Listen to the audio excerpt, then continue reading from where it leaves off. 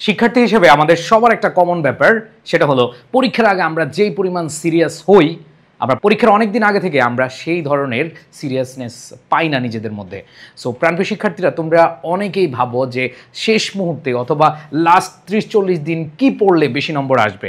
হ্যাঁ, আসলে আমাদের যতই পড়া হোক না কেন, পরীক্ষার আগের প্রিপারেশানটা হচ্ছে অনেক অনেক অনেক ইফেক্টিভ একটা প্রিপারেশান, যেই প্রিপারেশনের মাধ্যমে আমরা আমাদের কাঙ্ক্ষিত রেজাল্ট এবং কাঙ্ক্ষিত রেজাল্টের উপরে আমরা রেজাল্ট করতে পারি। সো তোমরা অনেকেই আছো এই মুহূর্তে, মানে পরীক্ষার আগ মুহূর্তে তোমরা হতাশায় ভোগো। তোমাদের জন্য কিছু টিপস নিয়ে হাজির হয়েছি। প্রথম কথা হলো, পরীক্ষার আগ মুহূর্তে বা লাস্ট 30-40 দিন আসলে তুমি কি পড়লে, কোন বিষয়গুলো বা কোন জিনিসগুলো মাথায় রেখে পড়লে তুমি ভালো নম্বর পাবে। প্রথম কথা হচ্ছে, তুমি যেই কাজটা করবা সেটা হচ্ছে প্রশ্ন অ্যানালাইসিস করবা। যদি একটু সময় লাগে, নো প্রবলেম, তুমি একটু সময় দিও, প্রশ্ন অ্যানালাইসিস করবা। কিসের?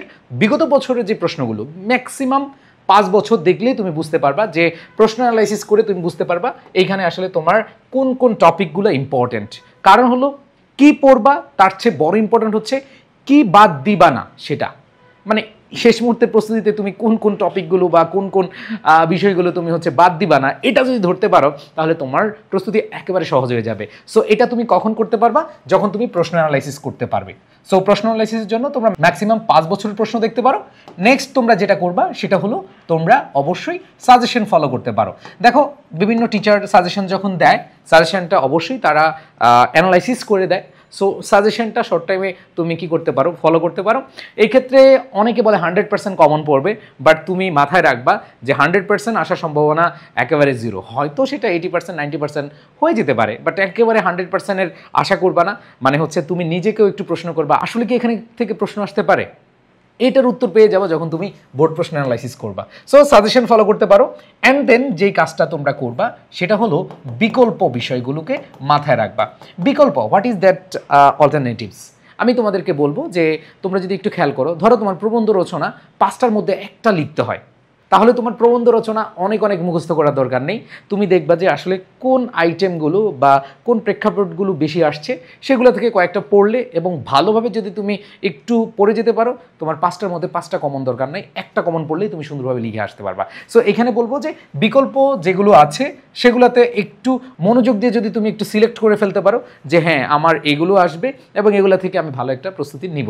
সো এখানে বিকল্পটা দেখতে পারো। অ্যান্ড দেন পরবর্তীতে যে বিষয়টা বলবো সেটা হচ্ছে, একেবারেই পড়া হয় না এরকম অনেক আছে, অনেক টপিক আছে একেবারেই পড়া হয়নি, মানে তুমি ধরোনি, বাট যখন তুমি প্রশ্ন অ্যানালাইসিস করলে এখন দেখলে না এখান থেকে প্রশ্ন আসে, হায় হায় হ্যাঁ, তুমি তো একবার হাই উদাস করতেছো, কি করবা না না করবা, এটা নিয়ে অনেক অনেক অনেক বেশি তুমি টেনশনে পড়ে যাবা, তাই না? সো ওই মুহূর্তে তোমার কি করা উচিত?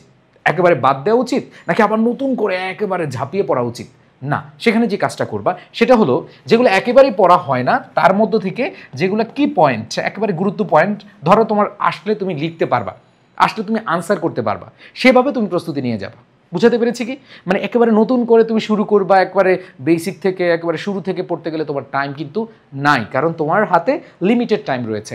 সো এটা যেটা করতে পারো সেটা হচ্ছে কি পয়েন্টগুলো পড়ে যেতে পারো, এবং এই কি পয়েন্টের কারণেই তোমরা যে কাজটা করতে পারবা সেটা হচ্ছে পরীক্ষার হলে লিখে আসতে পারবা। সো তাহলে তুমি নিজেই বুঝতে পারবা যে আসলে কোন জায়গায় তোমার আসলে গ্যাপ রয়েছে। সো তুমি পরীক্ষার হলে যে ফলাফলটা পাবা, পরীক্ষার হলে যখন দেখবা যে যেগুলো খুব ভালো কমন পড়েছে সেগুলো শুরু থেকে তুমি লেখা শুরু করবা, আর যেগুলো একটু কম কমন পড়েছে, ধরো ওই যে একেবারে পড়ো নেই, সেখান থেকে যদি তুমি একটু বানিয়ে লিখে আসতে পারো, অথবা তুমি তোমার যেই নলেজটা তুমি গেইন করেছো এখান থেকে ওইটা যদি তুমি উপস্থাপন করে আসতে পারো, তাহলে কিন্তু তোমার A+ চলে আসতে পারে। সো এই কথাগুলো বললাম যারা হচ্ছে আসলে 30-40 দিন, মানে পরীক্ষার আগে 30-40 দিন একেবারে ভালো একটা প্রস্তুতি নিতে চাও এবং কোন টপিকগুলো বেশি পড়ে যাবে সেগুলো নিয়ে তুমি প্রস্তুতি নিতে চাও, তাহলে তোমরা এই কাজগুলো করতে পারো। প্রশ্ন অ্যানালাইসিসে বেশি সময় নিবে না, জাস্ট 2 থেকে আড়াই ঘন্টা সময় নিবা। অ্যান্ড দেন সাজেশন ফলো করতে পারো, এবং সাজেশন হচ্ছে উল্টাপাল্টা সাজেশন ফলো করবে না, তুমি বোর্ড কোয়েশ্চেন দেখলেই বুঝতে পারবা যে আসলে সাজেশনটা কেমন।